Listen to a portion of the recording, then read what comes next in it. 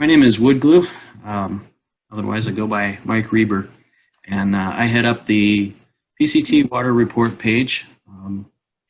Start off with some administrative tasks here. If you guys could please mute your microphones if you're not speaking. This will help reduce some of the background noise. We are recording this video for YouTube, and if you're watching this on YouTube, then obviously you know that. I think this is the 6th annual Water Report webinar. In previous years, this was something that took place down at the meeting at Campo at the southern terminus, and that was pretty successful, but that's since been discontinued pre-COVID, and we've gone back to this online venue with the webinar and the same information. It seems to be working just as well. The Water Report team is myself and Danny Awesome, otherwise known as Sunny D, and we head this up, both our Facebook group and also the Water Report management. I'm a PCT section hiker, a little bit about myself, and I live in Southern California. If you are familiar with your mile markers, I'm living due south of mile 335.0 and due west of mile 167.5. And that puts me within a 3-hour drive of over 20% of the PCT, which is pretty unique. That's because the PCT kind of zigzags around Southern California, so I can access most of it pretty quickly. For that reason, I've hiked most of the sections in this area, and also spent some time in the Sierras. But I still have 2,193.5 miles left to complete on the trail. I've also climbed Mount San Gregorio and Mount San Jacinto several times and completed the Trans-Catalina Trail, and got roughly over 1,000 miles of backpacking. I only discovered the PCT 4 years ago. I've taken over the PCT Water Report Management from my predecessor, Matt Parker, Double Tap, and that was in November of 2019 that I started heading this up. With that, Danny Awesome is on the line, and she can speak to her personal experiences. Hello, I am Danny Awesome, or also known as Sunny D on the trail. I have a little less experience on PCT than Mike does. I'm just recently, last month, completed Section A, and I'm also a section hiker. And then I've completed a few portions of some of Section B and also Section C. I've been hiking for a good majority of my life and have around 10,000 miles in my hiking career. I've completed San Gregorio as well, backpacked that, and San Jacinto, as well as several other peaks here in Southern California. And as Mike mentioned, I do help manage the Facebook page with the Water Report, and I'm here to help wherever it's needed. Thank you, Danny. With that, we'll head right into the PCT Water Report. We'd like to say if you guys have any questions, you can type them into the chat box, and I'll address those at the end. Or if you want to just verbally speak up, we can help you out on the spot. The PCT Water Report is available for free online, and this is a crowdsourced document. Fancy way to say it is that it's a conglomeration of boots on the ground data. These updates are based strictly on hiker and trail angel input that's coming into me from the trail. Before the data goes into the water report, it undergoes a sequence of quality control, if you will. We're just looking for continuity and accuracy. Specifically, if you chime in and tell us that water source at mile 123.9 was dry, that would be a concern, because we got a report yesterday that it was not dry. And say this is a creek that's going to dry up gradually over time, and yesterday it was flowing well. So we would ask the question, is this the source at 123.9, or are you talking about another source, and try to get that resolved before we bring it into the water report, cause confusion. The water report also contains fire updates and trail closures. We're bringing in this information from the U.S. Forest Service and the BLM or various state parks. PCTA also has a nice trail closure page that I'll get into more later on, but we're taking all that data and incorporating it into the water report to show that certain areas are closed due to fires or Endangered Species Act or what have you. There's another page in addition to the water report pages, and it's the Sierra snow and pass conditions and water crossings. And this is something that's only a few years old, but it's been extremely helpful for hikers to look ahead at the water crossings that they have coming up in tomorrow's journey and see what people today encountered, and not just what they encountered on the day, but at the time. So at 9 a.m., the water crossing may be more passable than it was at 2 p.m. It would definitely help people as they were looking at that data and planning out their journey for the next day. All of the information that we bring in from these governing agencies or assisting agencies are strictly being conveyed into the water report, but we are independent of those agencies. We're not affiliated with any of the acting agencies, and I bring that up because as the PCTA had some concerns with COVID in 2020, people were approaching the water report and saying, questioning that, and we had no involvement with that. You can add our email address, water@pctwater.com, into your InReach device, and you can give real-time updates as you're walking the trail. This would be helpful if you're not having cell service and you wouldn't be able to text or email the water updates, but your InReach device can still convey that information. The water report is updated by me daily during the months of March through November, basically the through hike season for northbound and southbound hikers. Outside of the normal season, I'm updating it weekly, December through February. We still get a lot of people, day hikers and section hikers in Southern California during those months, but I really try to keep on top of it with the through hikers. Our Facebook group is the PCT Water and Fire Update Group, and there's a link to it here. This gives you the ability to upload photos and videos to the Facebook group. You can also email those in to us as well. When you send water report updates into the email address or texting or voicemail, please include your mileage points. Give a reference to the half-mile waypoints and let us know what the date was. Give an indication of what kind of flow you saw.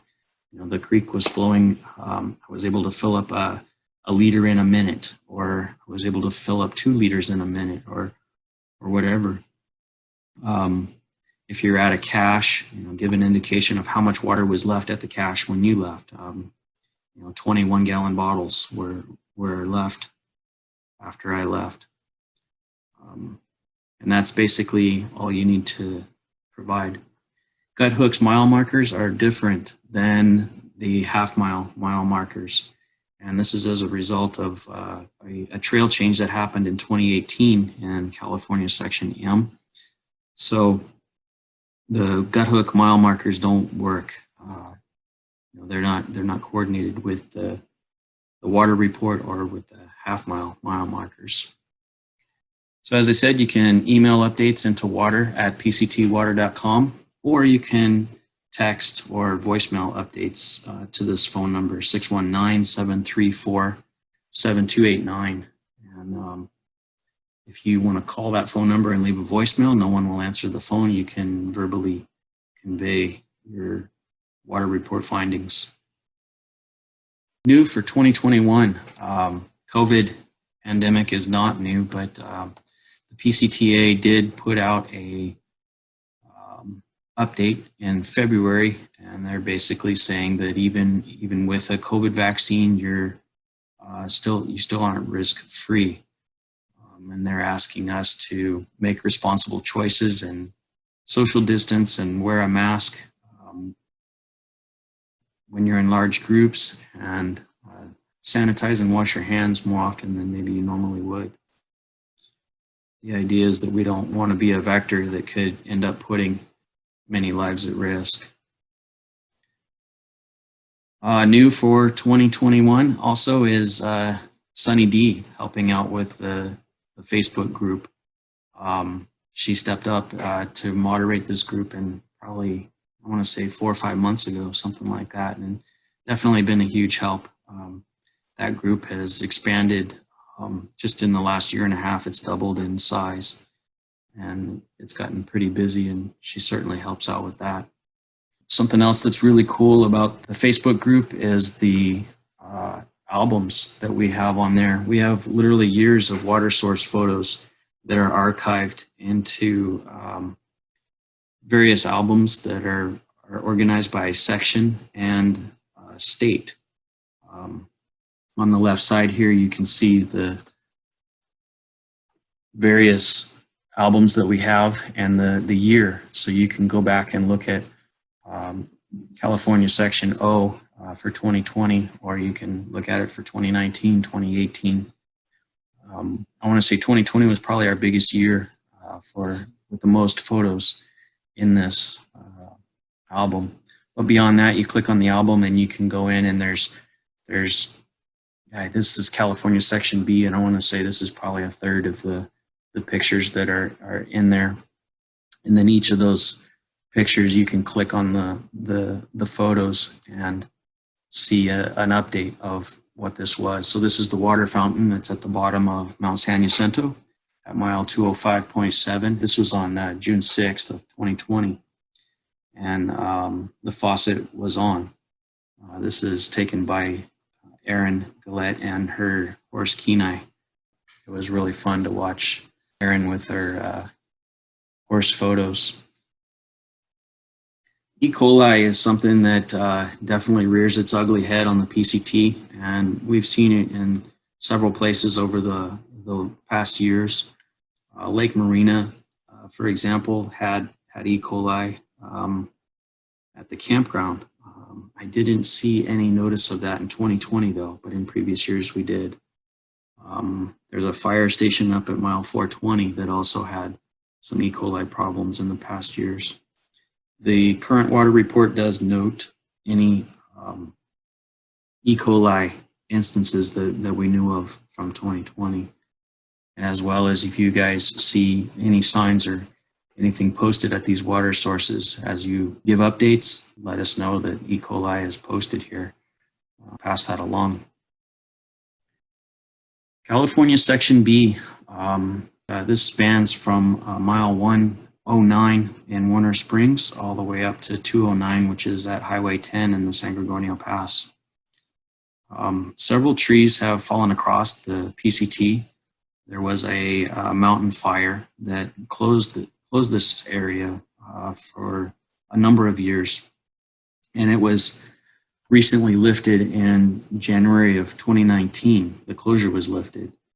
At that time, I'm sure the trail looked beautiful and it was good. But we had some hellacious storms that went through Southern California in February of 2019, and that brought a lot of these dead trees down, and it also wreaked havoc on the San Jacinto Mountain and across on the north side of Highway 10, climbing up into Big Bear and Mission Creek. Those storms caused some damage there. But there's a rock slide also at mile 172.5. The PCT remains open, but it's definitely a difficult task to get around this rock slide.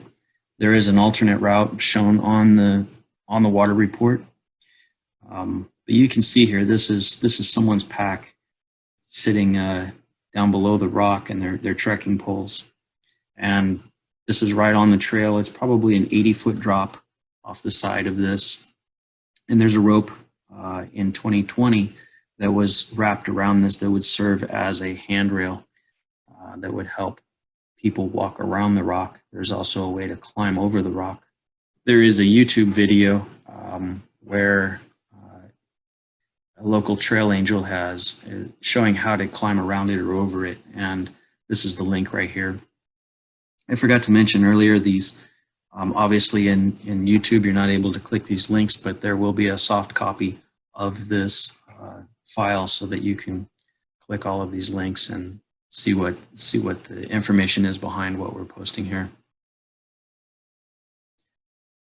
There's a snow fire closure at the bottom of Mount San Jacinto, and this is affecting miles 191 through 206 on the trail. So this prevents you from walking down to the water fountain at the bottom of Mount San Jacinto. This is due to a fire that went through Snow Creek in the fall, and the West Coast, the entire West Coast had a hellacious fire season last year, and there's quite a few trail closures as a result of that. The 2019 PCT maps can be downloaded for free here. The maps have been discontinued, but they're definitely a valuable source. I still use the 2019 maps, and the water report is built based on these. Half Mile is the trail name for Lon Cooper, who hiked the trail, and he was locating the trail every half mile with GPS data, and he used that to establish these maps. All the mile markers that are listed on the half mile maps are the same mile markers that are in the PCT water report. The back of the section of topographical maps that show the trail, there's also a profile view that shows inclines or declines that you could expect. You know, geez, I might get into snow tomorrow because I'm getting above 7,000 feet over here. So you can take advantage of that.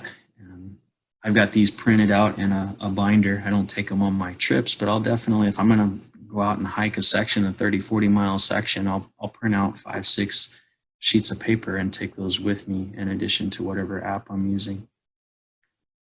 There are National Geographic PCT maps. When the half mile maps were discontinued, National Geographic came out with their PCT maps, and I've got the whole lot here.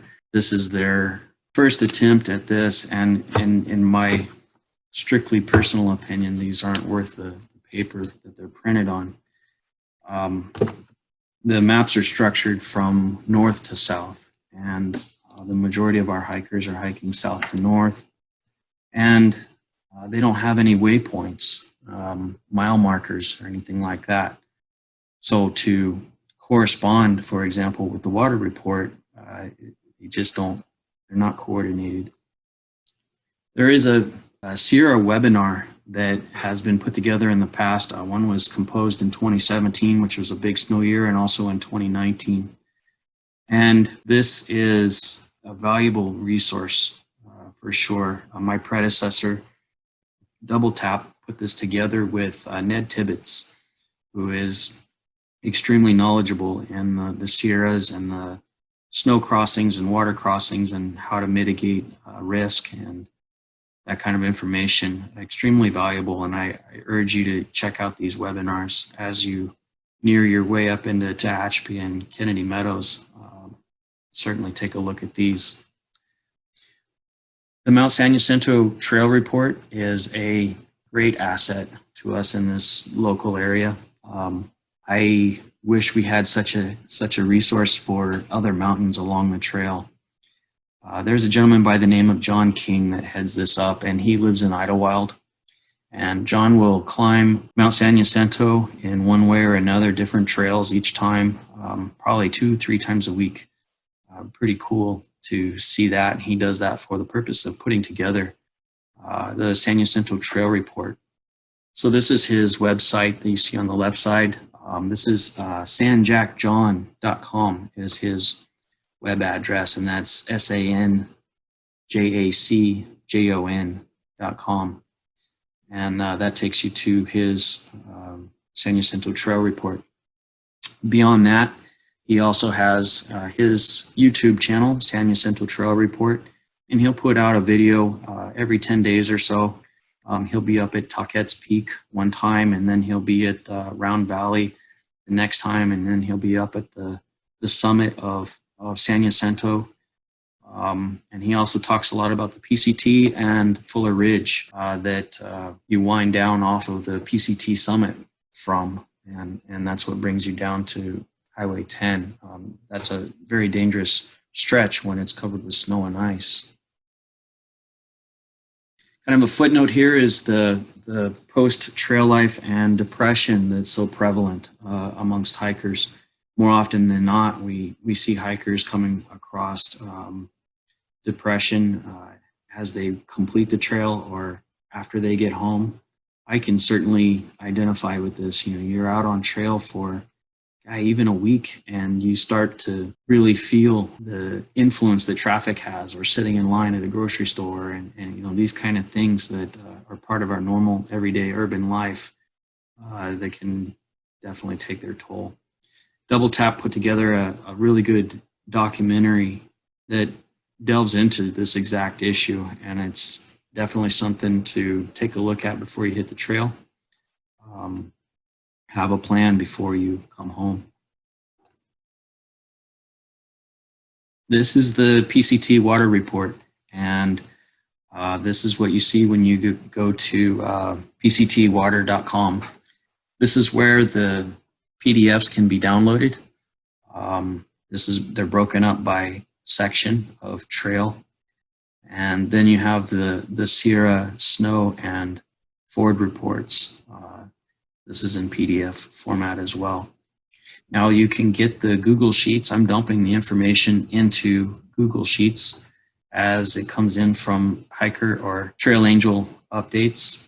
There is a way that I'll talk about here in a minute where you can lace this Google Sheets with your iPhone and receive automatic updates when you have your phone in service. When you open up one of the PDFs of the water report, this is what you see. This is Section A. I was kicking right off from Campo. And you know, we have general information at the top. We're talking about where you can get the half-mile PCT maps from. We're introducing you to our Facebook group, the need for a California campfire permit. Yes, there is such a thing, and you need to have a campfire permit even to use your backpacker's stove. We still have the California regional stay-at-home order that was posted for COVID. But you can see the source information here for, just this morning I entered something that this is not reflecting it because this was composed a couple of days ago in the PowerPoint presentation, but mile 1.2 at the Cottonwood Community Day Center, you can see that the spigot is on, and that was still the case this morning with it when a new entry went into the water report here. And then Zombie gave this information to us, and this was back in November of 19.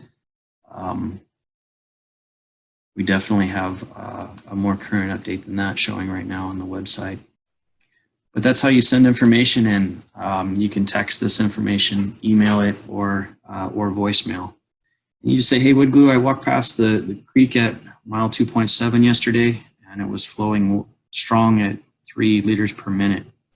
Don't forget your trail name, Cookie Monster, whatever. We definitely want to give credit where credit's due for the information that you're bringing into us. Then you can get into the mass updates, and this was something pretty cool in 2020. I would get an abbreviated version of the mile marker and the waypoint name, just what was found in terms of volume of water or no water, etc., and the date. You know, this was a hiker by the name of ACAB hiked the PCT last year, and ACAB's accomplishments were huge. Narrowly missed multiple fire closures and enduring choking smoke and soaking rains. All the while, ACAB was providing a huge service to the PCT snow reports and water reports.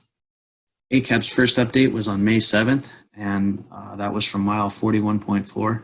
And then the final update was from October 4th at mile 2,652.2.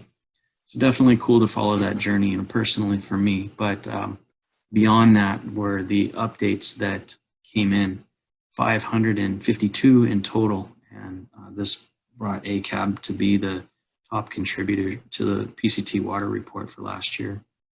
And all this said, ACAB also completed the PCT at the same time. So my hat's off to hikers that can do this, because it is work to put together the updates for the water report.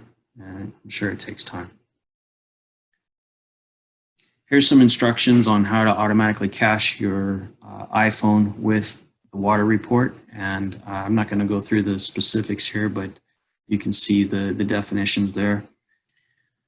There are natural and man-made water sources out there, and this is something that you'll see a lot of both. Water caches are placed there by trail angels. They set up the location and they stock it and they keep it stocked. And these are not to be relied upon. And it's not to speak to the lack of a trail angel's work.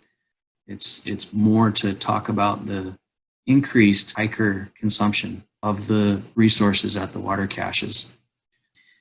Double Tap told the story about Kelso Valley Road having 100 gallons of water. This was water cached at a water cache, and 24 hours later, he's getting told that it's dry. So 100 gallons of water were consumed in 24 hours, and that's what the bubble, if you will. The people are hiking through in the groups, and the big group gradually moves up through Southern California into the Sierras and so on, and water consumption can really increase. So with the increased number of hikers over the years, these caches have become less and less reliable. And because these caches are maintained by trail angels, and due to the pandemic, we had a reduction in trail angel activity. We also had a reduction in hiker activity, but that reduced the amount of maintenance that was happening in 2020 to these caches.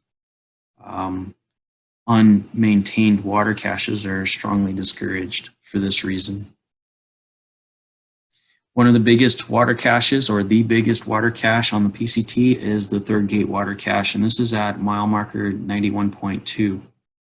And this is handled by a group of trail angels that put this on their private property, and you walk down off of the PCT to get to it, and it's definitely a source. You can see the water consumption that they've had increase over the span of the last 8 years, all the way to 2019. They're scrubbing in at 1,300 gallons that were consumed in a month from March 31st to April 30th. That is their busy time. That's when the bubble is going through this area, Warner Springs and Scissors Crossing. And 2020 is kind of an anomaly here. You see a reduction in numbers there because we had a reduction in hikers. This trail angel that manages this water cache told me that the PCTA sent them an email and said that we can expect a full crowd in 2021. So these numbers in 2021 would read more like what we had in 2019 here. This Third Gate water cache went dry 3 times before 2019. It did not go dry in 2019 or 2020. There's a water source only 10 miles after the Third Gate water cache, and it's 10 miles down to the Barrel Spring, and then 14 miles to the San Ysidro Creek, which is flowing most of the time that through hikers, or the northbound through hikers, are passing through the area. This is an indication of what you could expect to see on trail. The Lower Morris Meadow at mile 39, Pipe Spring at mile 317, and the Willow Spring at mile 620. And then there's the Golden Oak Spring at mile 583. I've drank out of cow troughs and murky, muddy, iron-tasting puddles and cisterns that have frogs and salamanders in them. And it's amazing what you'll come across that you deem to be viable when you get thirsty enough. But these photographs, there's nothing wrong with this water. This is all good water at these locations. But there is always the unknown. And that's something that you should be aware of in the backcountry anytime. If you're coming across a stream, you don't know if a dead carcass was just removed from that stream. The same holds true with a cistern that's feeding the spring pipe that you're filling up your smart water bottle from. This is a photograph of the cistern that's above the spring box at Barrel Spring. So we have the pipe that's leading into the spring box that we're filling up our water bottles from, and that water is coming from somewhere. And that's the case with all of these spring boxes, all of these springs, any stream.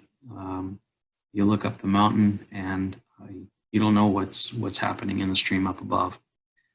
This, I believe, is actually dead rats sitting in this cistern, and likely the cause of it is that the lid was not put on the top of it properly. So there are provisions at these various cisterns to keep rats out of the water.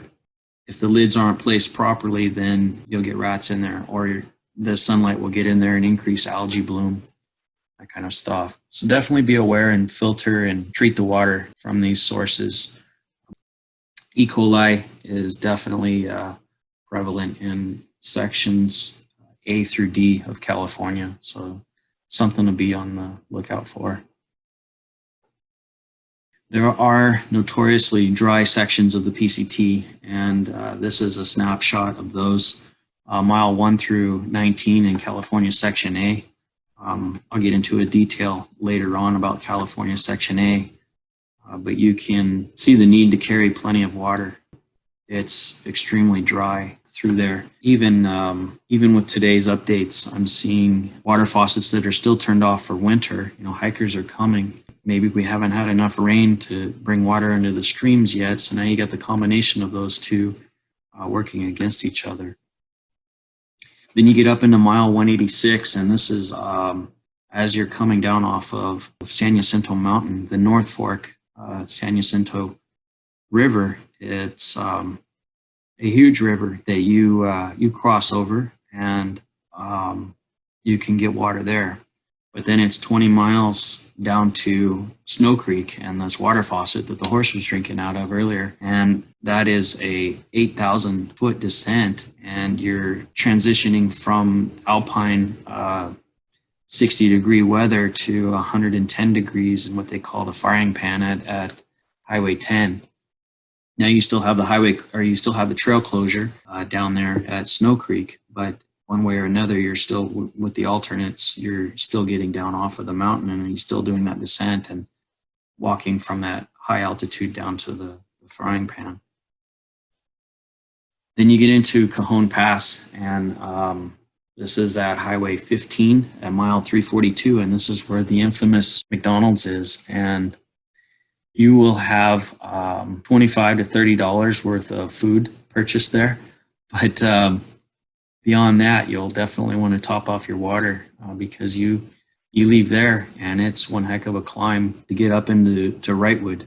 You have a 6,000 foot ascent with limited camping sites and a very hot exposed climb.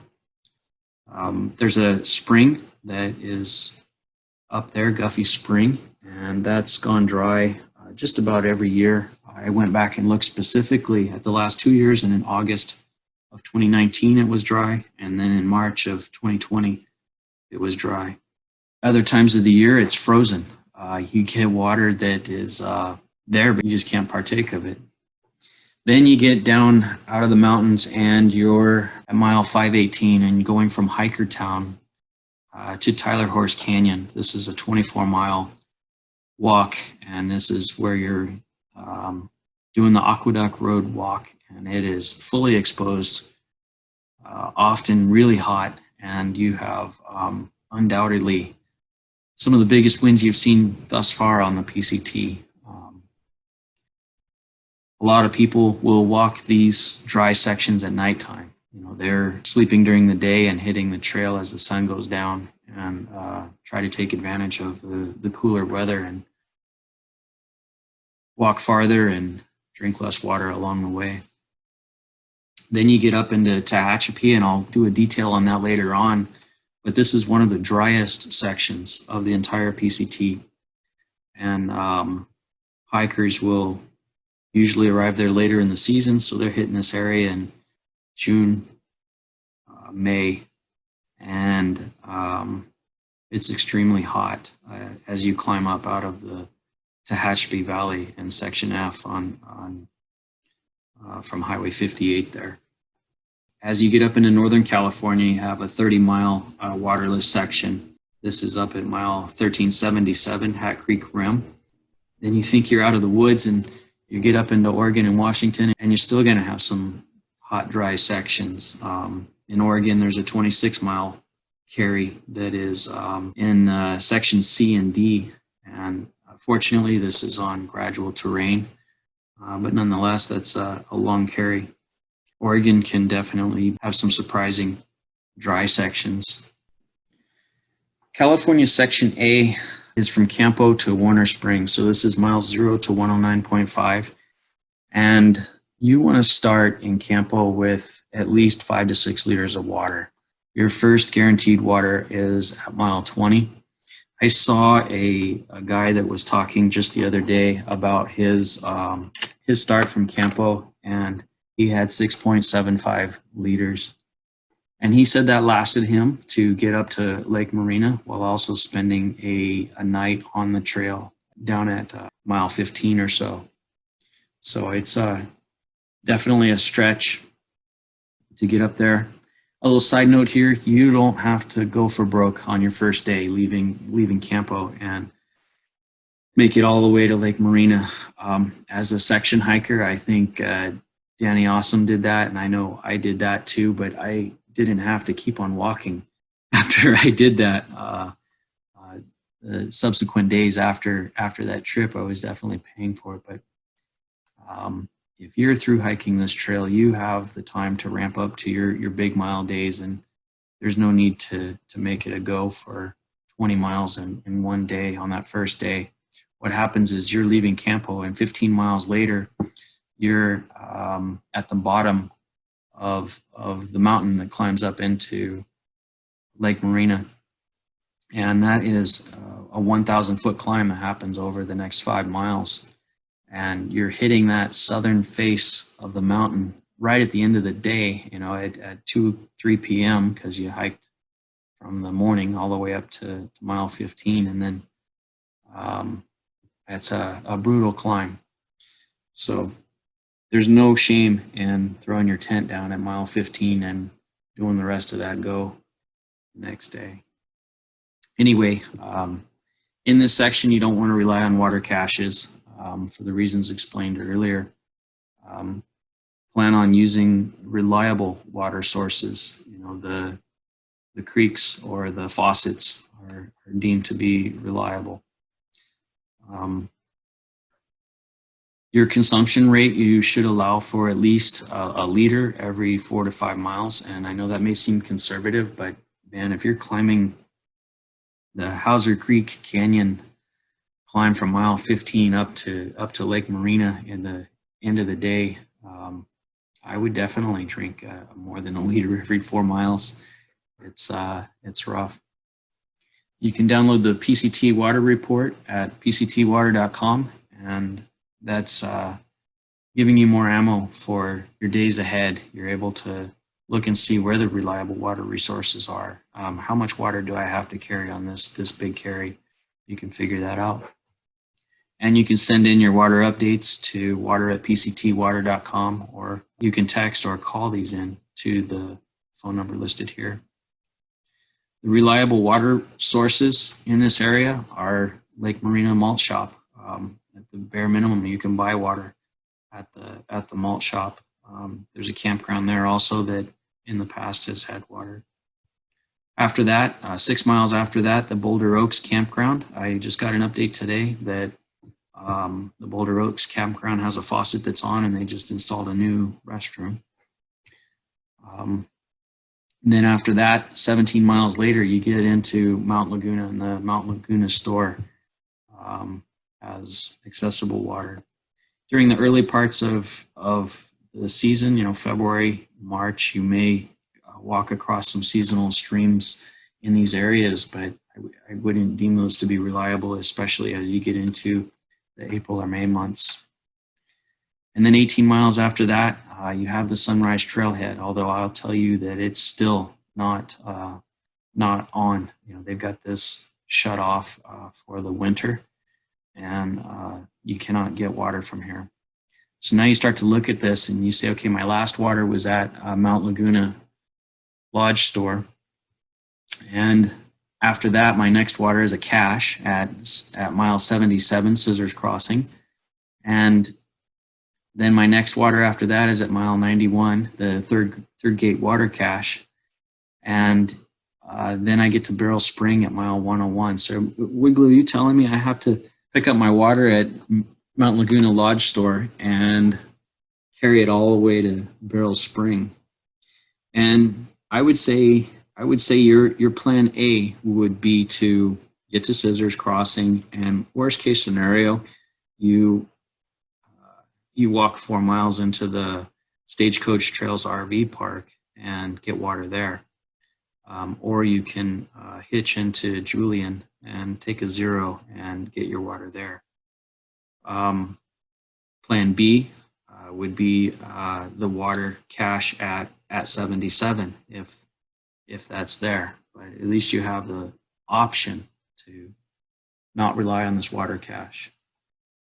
And then you can go from 77 to 101 pretty easily with a big carry without relying on the third gate cache. These caches are nice when you come across them, but definitely not to be expected or planned upon. Then you get in beyond Barrel Spring. You have the San Ysidro Creek, and then you're into Warner Springs, and the resource center there has water. There's also stores and that kind of thing. Now some detailed look at California Section F, and this is something that you need to plan ahead. How you complete Section E sets you up for Section F, and that seems like a no-brainer, but I'll get into that more specifically. This is where you're coming up into Tehachapi, which, by the way, is a great trail-friendly town. All of these towns, Brightwood, Idlewild, Big Bear, and Tehachapi, they all have their own Facebook groups. You can check them out and research, Tehachapi Trail Angels, and there is a group for them. I think there's actually signs as you're walking in, completing Section E, where you can, they're advertising the Facebook group, contact us if you need a ride, that kind of stuff. And it's pretty remarkable to see that support. But anyway, this is where you're coming into Tehachapi. Your first water source that you would come to as you venture into California Section F is the Golden Oaks Spring. And this has been unreliable at best in past years, and it's a very slow drip. So there's a lot of times long lines at this water source. Definitely not something to be desired. Beyond that, you have the Robin Bird Spring at mile 602, and then you have Landers Camp at mile 609. Then you get into Willow Springs, which is off trail, and it's usually has water, but it has gone dry in the past. So you look at the specifics, and you have mile 583, the Golden Spring that I was talking about, and this has been damaged by cows in the past, but for now it's just something to be wary of. The trough is usually full of disgusting water, and it's has a little trickle of good water coming down the hillside next to the trough. So this is where I was saying you can expect a slow drip and long lines. Then you have mile 602 and Robin Bird Spring. This is a 1/10 of a mile off of the PCT, and cattle drink from this spring too, so be sure to treat that water. At Landers Camp, you have cattle drinking from this spring as well. But this is where you're going to look and make a decision how you want to move forward from 609. I know hikers last year were pulling 7 liters out of Landers Camp and rolling that forward and skipping Kelso Valley Road because that's a cache that I told you about earlier. 100 gallons was consumed in 24 hours.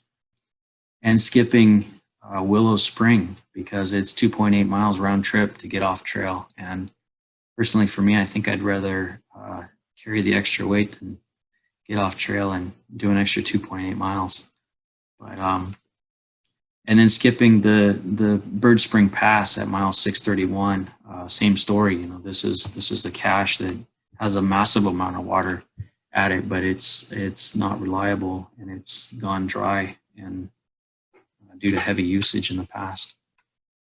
So then you come into Walker Pass Campground, and this is where you have a cistern, a concrete cistern, and pretty reliable water there. So do I carry water from Landers Campground to Walker Pass Campground? And that's the decision that you would look at. Now, I said earlier how you set up your completion of Section E affects F, and this is what I'm talking about. Down in the lower left-hand corner here, you can see mile 558.5. This is Tehachapi Willow Springs Road, and this is not the completion of California Section E. That's up here at mile 566.5. So a lot of people will get off trail at 558 and hitch in on the Tehachapi Willow Springs Road. I think even the PCT half-mile maps recommend it as opposed to trying to hitch on the Highway 58, which is an interstate freeway. So now if you go into Tehachapi and you do your 0 and you come back out, you're the purist that wants to hit this trail at right where you stepped off. Now you've added an extra 8 miles to your carry that climbs up the mountain. And I do mean that. You can see on the profile here, you're at 4,000 feet when you're at mile 568. And by 573, you've climbed up to 6,000 feet. So it's a climb. It's a south-facing mountain, and you have limited water sources heading up there. So it's something to look at. Southern California snow, you know, this is infamously called the desert section, but you will walk amongst pine trees and you will see flowing rivers, and you will definitely see snow in Southern California. Your first opportunity could be at Mount Laguna during a storm. You'll see snow at Mount Laguna.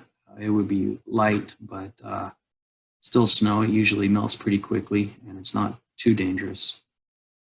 Then at Mount San Jacinto, and you can get some really big snow up there. I talked earlier about Fuller Ridge that can be dangerous when it's covered with ice and snow. Miles 170 through 191, that's at 9,000 feet. And at the summit, you're at 10,800 feet. So you can certainly see some dangerous snow in those areas. I don't want to be a fear monger, but we do want to point out that we had some hikers die here in the past. One was in 2005, died during a recent snowstorm on the San Jacinto Mountain. And another one fell in a snowshoot in 2019, and that was at mile 169. Big Bear area can see a lot of snow. It's usually not too steep or dangerous. And then you get into Wrightwood and Mount Baden-Powell. This is mile 365 to 385. And it can have steep and dangerous snow. Climbing up, the PCT climbs up the north face of Mount Baden-Powell. And it's a series of switchbacks. And when it snows, that trail gets covered. So Of course, you can have some steep, dangerous areas there. These are some photographs that were taken in February a couple of years ago, and the intent is still there, though. You can see the snow that you can expect. In the foreground here, you have Mount Baden-Powell and Mount Baldy, and the PCT marches along this ridge all the way down, and you finally drop out at mile 420. But you can see what you can expect to come across. Off in the distance here is Mount San Jacinto is on the right side, and Mount San Gregorio here. Here's another shot with Mount Baden-Powell and Mount Baldy on the left. And this is where I'm saying the PCT marches are along. And then you have San Gregorio on the right. And the PCT actually wraps around the north side of Mount San Gregorio. And I think Danny can speak to some of the snow that you could expect to see on the north side. Yeah, it definitely gets pretty deep in the snow over there, and it does not melt on that north side of the mountain. When I did that in November a couple of years ago, it was the post holing about almost up to my knees. I was stepping down into that snow. Yeah, so that's something too, where you can see dry, no snow faces on the south face, but then you walk around the mountain and turn the corner and you're in the north face, and maybe you're in 18 inches, 3 feet of snow on the north side of the same mountain. PCT is quite a ways off from the summit of San Gregorio. I think it's an 11-mile walk to get up to the summit of San Gregorio, but that is Southern California's tallest mountain. I think it's 11,500 feet, something like that.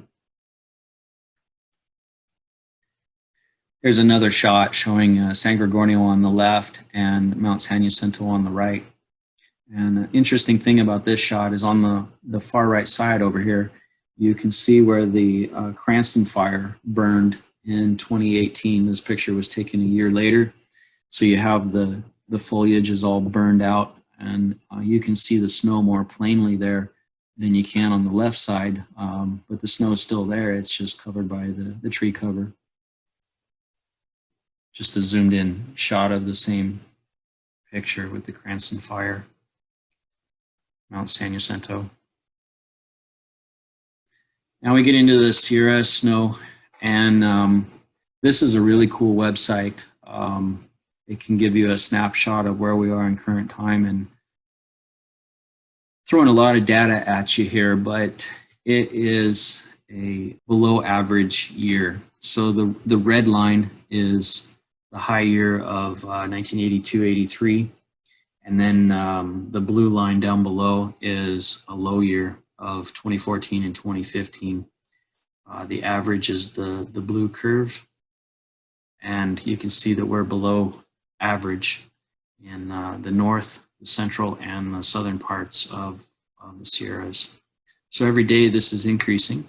There's some storms going on in the northern parts right now, I believe.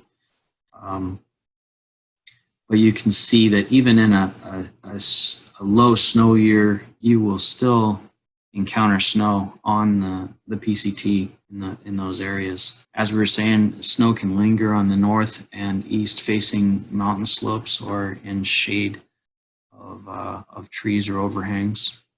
Snow can melt during the day and refreeze at night, causing slick and dangerous conditions. This is something to watch out for and try to plan out your morning as you leave. If you leave too early, you're walking on ice. If you leave too late, you're encountering slushy snow like Danny was talking about. Hiking on snow is much slower than hiking on a dry trail, even if the conditions aren't dangerous. I had a backpacking trip where I went up through San Jacinto, and the higher we got up into mile 170, you get into more and more snow, and man, you're barely getting half of your normal speed just because of the snow. Snow can completely obscure the trail, and for this reason, you want to have some means to track the trail. I use an app on my phone that can work in airplane mode, and I know there's several of those kind of apps out there. But then as you get up into Sonora Pass, mile 1000, you can have a lot of snow up there. Something else that you encounter in the Sierras is the water crossings. So of course, as all this snow melts, you have runoff coming down into the creeks, and it's certainly something to be concerned about. As the mornings go on, you'll actually see the rivers increase in depth by 2 to 3 feet. And that's just because the sun comes out and melts the snow upstream, and now you have more water flowing than maybe you did at 8 o'clock in the morning when before the sun hit these slopes. We have these two, South Fork Kings River and Rancheria Creek in red here, because this is where PCT hikers perished in the past. We had 2 separate hikers that we assume were hiking solo, and they crossed these creeks, and all we really know is we find their bodies down in the creek down below.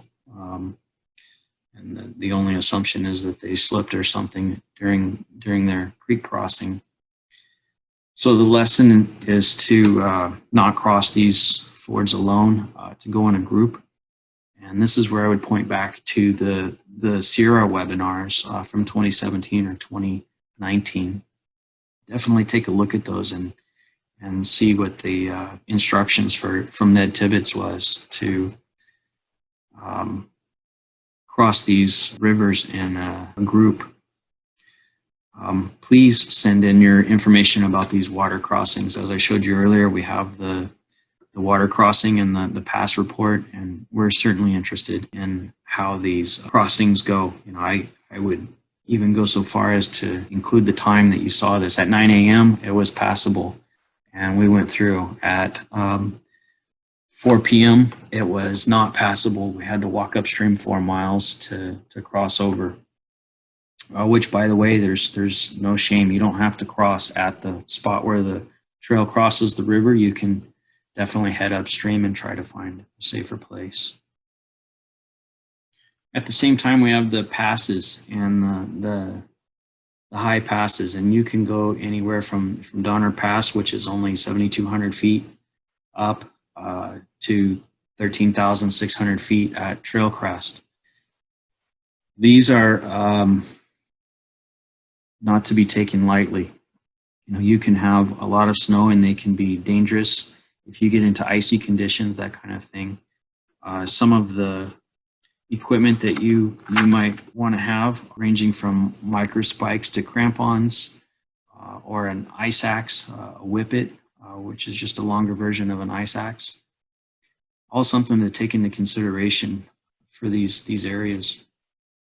You know, how you hit these passes can help determine your destiny as well. You know, if you're camping southbound of the pass and you're planning to hit the pass in the morning, maybe it's the best time to wait for that initial ice from the nighttime to melt off, but don't wait so long that the snow is starting to soften, because then you can get into post holing, which just sucks.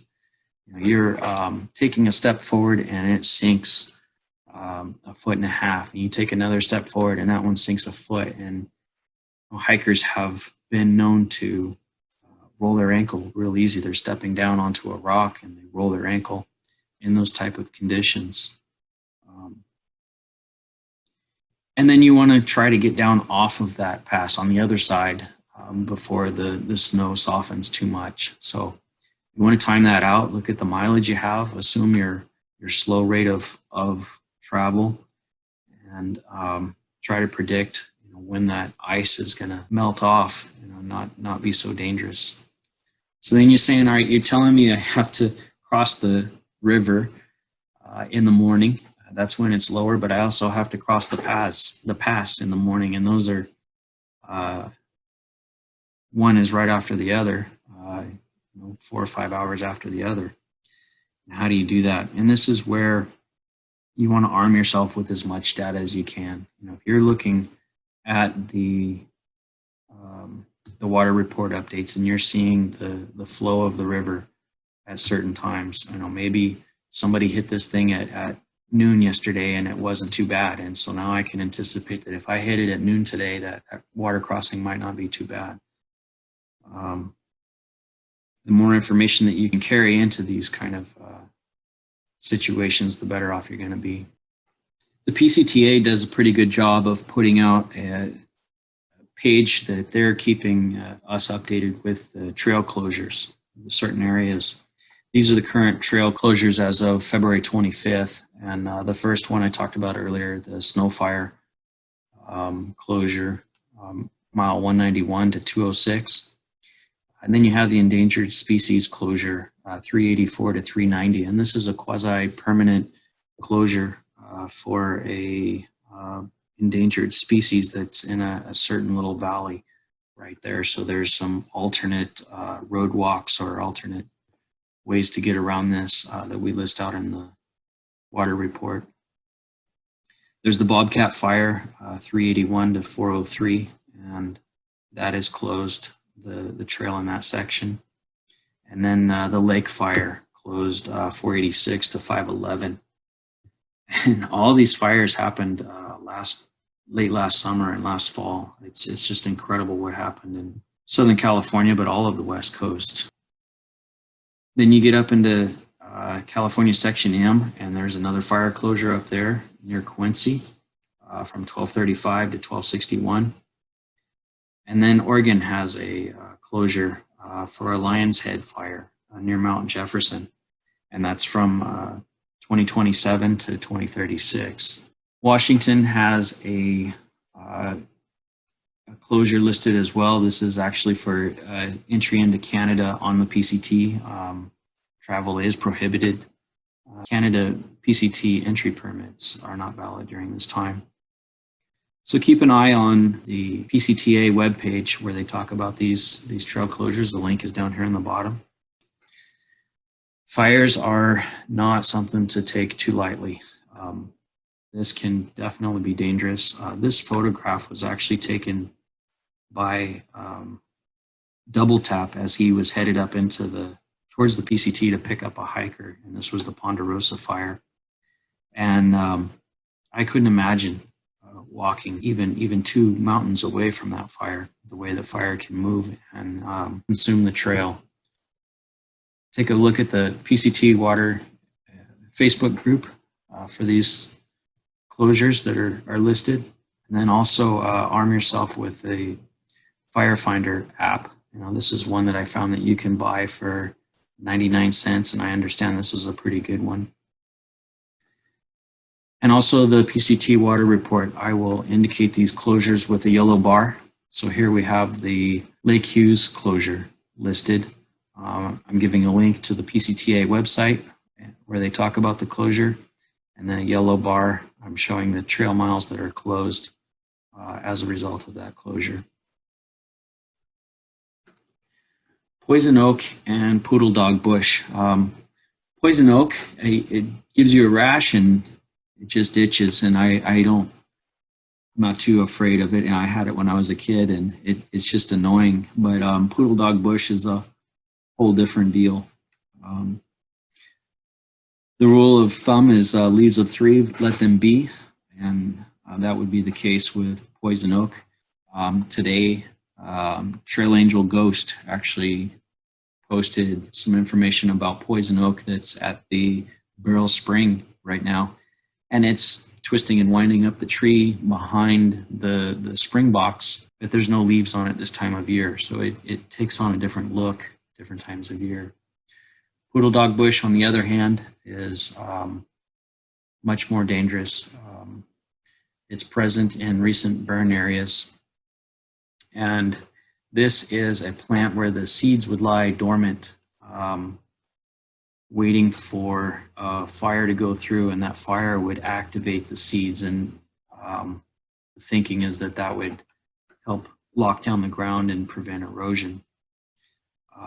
With all the fires that we've had last year, I would definitely expect to see some poodle dog bush flourishing in those areas that are currently closed. So the trail closures would lift, and now you're left with poodle dog bush in those areas. But we have a prevalent poodle dog crop in California sections B, C, D, E, and F. Don't rub up against this bush. It's got microscopic poisonous spines that have been known to send hikers to the hospital in past seasons. It's pretty dangerous stuff. Walking down the trail, it will be overhanging the trail. So you want to wear long sleeves, long pants, especially in California section D. And when you're coming up on the plant, your first indicator of it will likely be the smell. It smells similar to marijuana, so you might actually smell it before you see it. This is the part where I would open it up to questions and see if anybody's got any information, any questions. But last night I was contacted by a steward of the trail, and he told me that the trail was in pretty bad shape. He said that PCTA discontinued the maintenance programs in February of 2020. And so now we have a trail that's been sitting there without maintenance for a solid year. And they're not sure when they'll get back to being able to get out there in the maintenance crews again. There's nothing dangerous, he said, on the trail, but there's a lot of down trees and a lot of overgrown parts of the trail. As hikers walk around the obstacles on the trail, now they're eroding the trail or creating more damage as they work around the obstacles. It's definitely something to be mindful of. Looking at the journey that you have ahead of you, it's hard enough to give it a go without this kind of thing. So it was pretty disappointing to hear this from him. With that, I'll open it up to any questions. First, tell you guys, this is on the left side, this is Lon Cooper, Half Mile, and he is the granddaddy of the PCT water report and the PCT Half Mile maps. This guy has been a huge asset to our community. Matt Parker, Double Tap, took over the PCT water report from Lon some years ago. I think he managed it for 5 or 6 years. And I took that over from Matt in November of 2019. Danny Awesome, as I mentioned, joined the ranks. And now we're all here. I do have some comments that have come in. Scott, you were saying that you could access the water report website and download the water report on Android. And that's pretty cool to see. I expected that you could do that. He says that you just save the Excel spreadsheet and make it available offline. So that's good to know that you can do that. As well, we have the instructions in this PowerPoint talking about how to do that with the iPhone. Does anybody have any other questions or comments?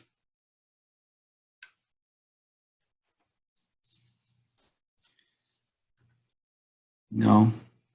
We will wrap it up here then. I think it's definitely going to be a good year. I'm excited to see a full 2021 class. 2020 was pretty tough on the water report with the reduced amount of hikers out there.